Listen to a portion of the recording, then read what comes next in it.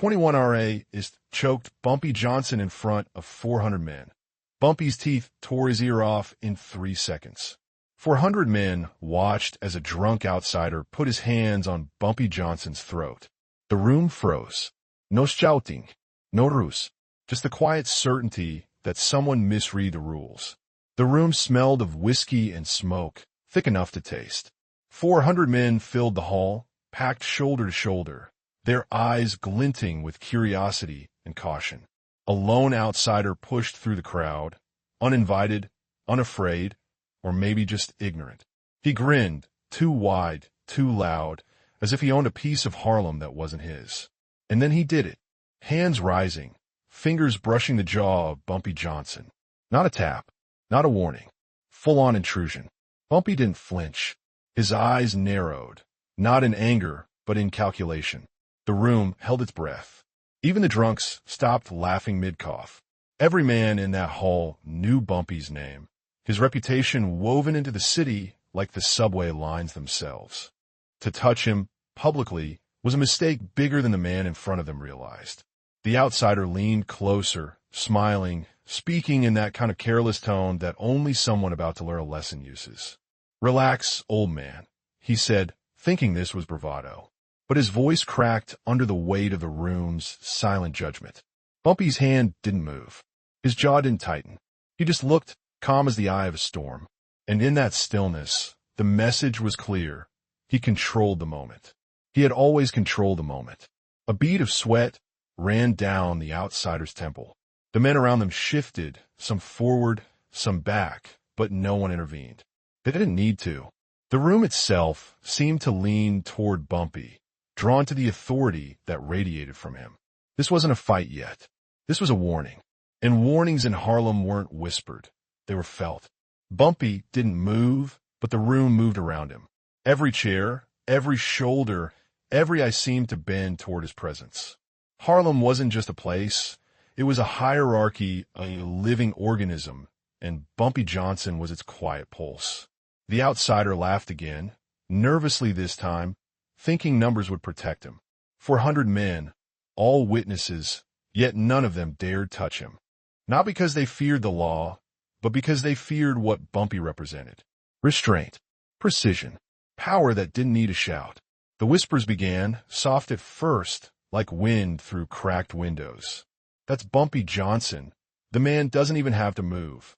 Each word reinforced the unspoken code. Respect isn't given, it's measured.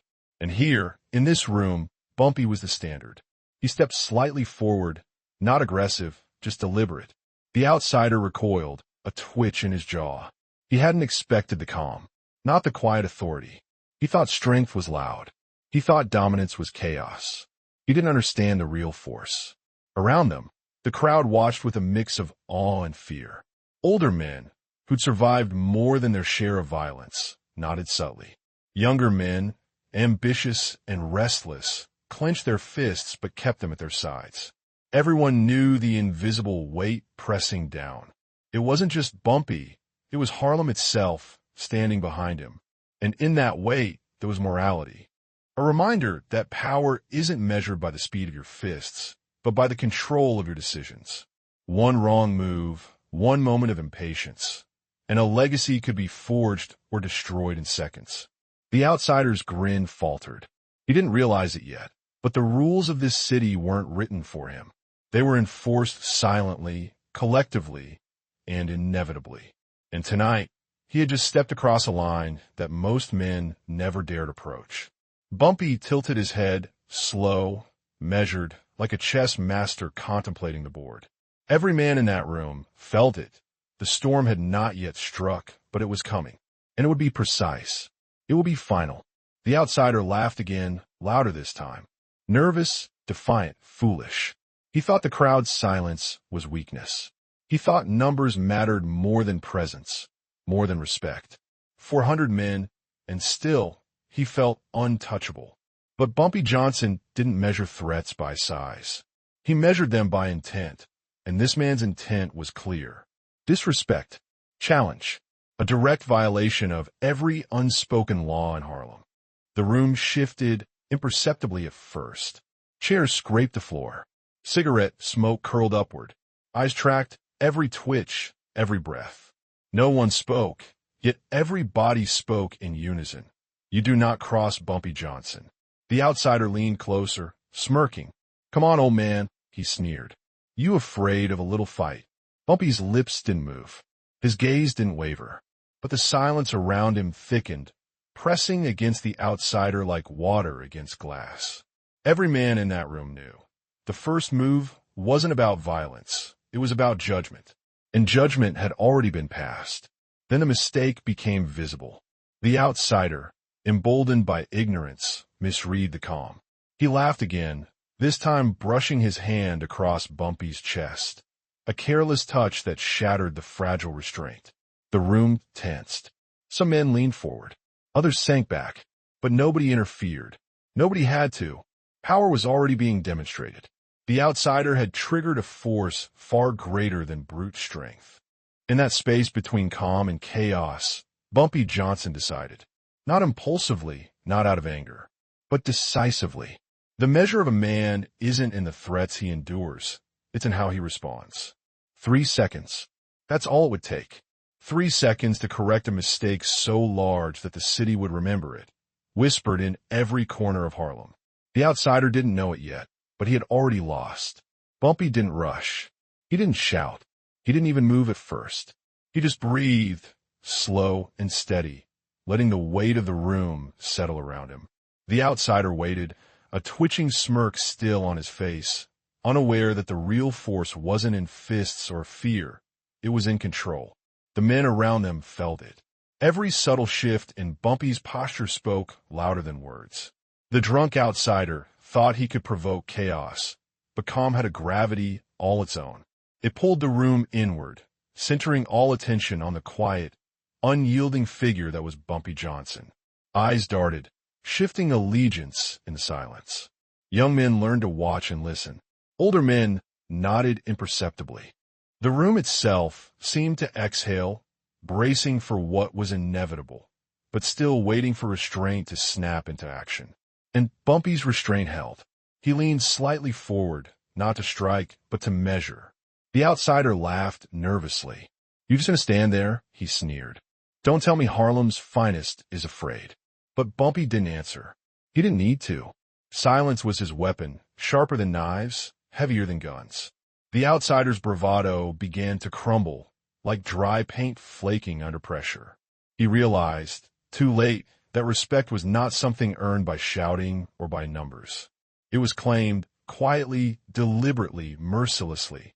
Then the crowd noticed the subtle shift. Bumpy's hand twitched, not in anger, but in readiness. Every man in the room felt it, the unspoken signal that the line had been drawn. A single move could change everything. The outsider, sensing the room closing in, finally understood the truth. Power isn't measured by violence. It's measured by the silence that precedes it, the quiet before the storm.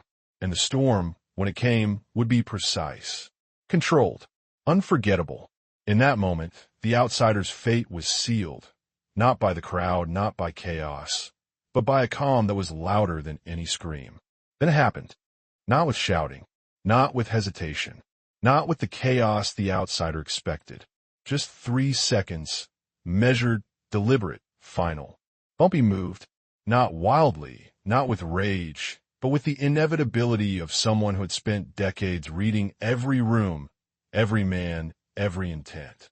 His hand shot up, precise, and in an instant the insult was corrected. Teeth met flesh with the efficiency of a predator that had long since learned patience. The outsider screamed, a sound swallowed immediately by the stunned silence around him. 400 men watched as the act unfolded in real time. No one intervened. No one dared. The air itself seemed to tighten, waiting, holding its breath. What was brutality to the untrained, I was precision to Harlem. This wasn't violence for display. It was enforcement of law, Bumpy's law. The outsider stumbled backward, clutching his ear, disbelief and pain flickering across his face. For a moment, his bravado was gone, replaced by raw understanding. This was no ordinary man. This was Harlem's gatekeeper, and he did not forgive ignorance. Bumpy stepped back, calm restored, his hand lowered. The moment was over, almost too fast to register, but it had been complete. Control had never left him. Every man in the room knew it. You could insult, you could provoke, you could even touch, but only at your peril. And the lesson lingered longer than any scream. Respect, once forced to bend, would now stand firm. The outsider had underestimated more than a man. He had underestimated the weight of a legacy, the patience of authority, and the power of restraint. Bumpy didn't smile. He didn't gloat. He turned, slowly, eyes scanning the room, and every man saw it. Calm dominance, unshaken, unbroken. The line had been drawn, and no one would forget where it lay. The room stayed quiet long after the outsider ran or was carried out.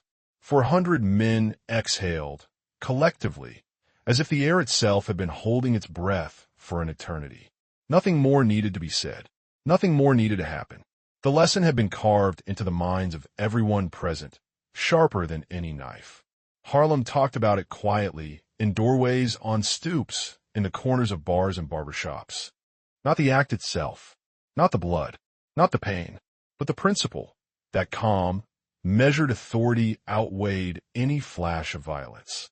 That power was not about fists or fear. It was about timing, judgment, and the respect you commanded before anyone raised a hand. Young men, ambitious and restless, saw the standard. Older men, seasoned and wary, nodded with approval. Bumpy Johnson had reminded the city that the rules of respect were universal. That legacy isn't built in moments of chaos.